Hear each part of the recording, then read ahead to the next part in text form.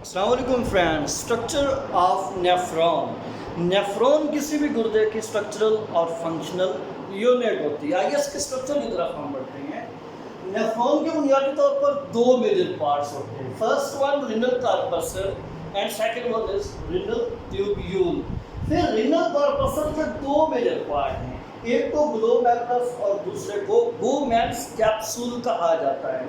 आप ग्लोमेरुलस को देखिए, ग्लोमेरुलस क्या है? Ball of capillaries. ये किस तरह से बनती है?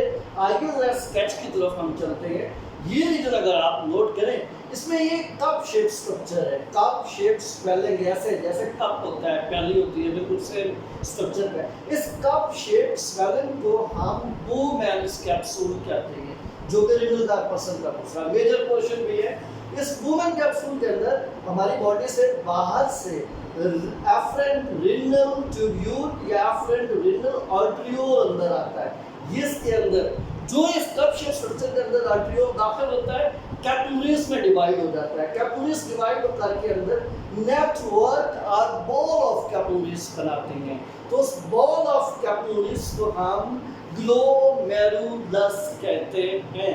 है ये ग्लोमेरुलस जब बन जाता है, फिर ये कैपिलरीज मिलती है और आर्टरियोल बन जाता है। उस आर्टरियोल को हम एफरेंट रिनल ट्यूब्यूल या एफरेंट रिनल आर्टरियोल के नाम से याद करते हैं।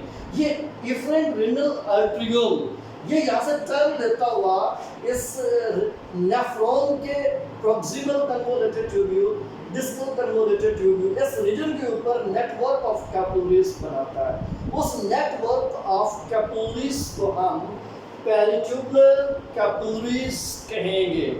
याद रखिए कि एफरेंट रिनल आर्टरियोल जो अंदर दाखिल होता है, ये हमारे ब्लड प्लाज्मा को वेस्ट स्मैथ उठाकर इस ग्लोमेरुलस के अंदर लेके आता है, जबकि एफरेंट रिनल आर्टरियोल ये बाहर मटेरियल को लेकर जाता है और इस रीजन में आकर पेरिट्यूबुलर कैपिलरीज बनाता है।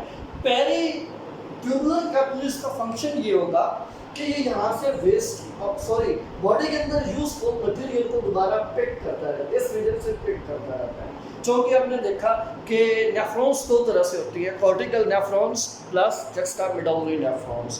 तो स्पेशली जक्स्टामेडुलरी नेफ्रॉन्स की ये लूप डाउन करती है, नीचे loop of family loop of nephron काफी लंबी होती है। तो पेरिट्यूबुलर कैपिलरीज पास लूप डाउन करती है नीचे की तरफ, इस पूरे रीजन को घेर लेती हैं। जो वेसल इस लूप डाउन के नीचे चली जाती हैं, लूप ऑफ नेफ्रॉन के सारे पोर्शंस को नीचे तक घेर लेती हैं।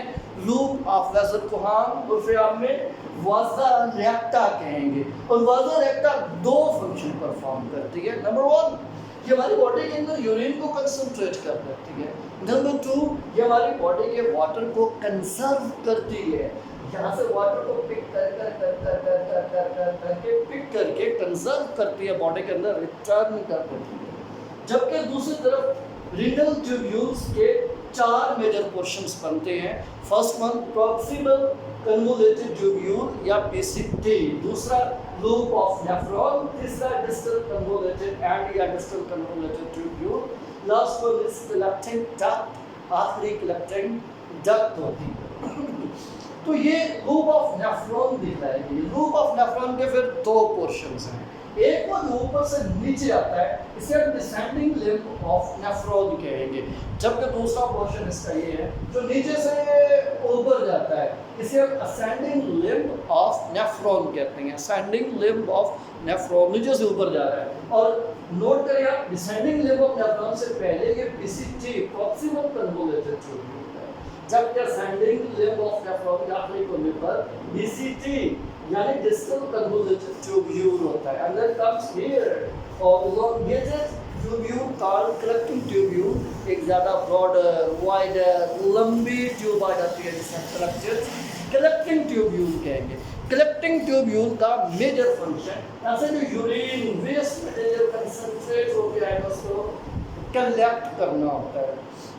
और आखिरी बड़ी बात, ये कलेक्टिंग ट्यूब्यूल या कलेक्टिंग नाली किडनी के रिनल पेल्विस के अंदर ओपन होती है। फिर ये यूरिन रिनल पेल्विस से यूरेटर यूरिनरी ब्लैडर यूरिथ्रा और बॉडी से बाहर खारिज कर दिया जाता है। Thank you.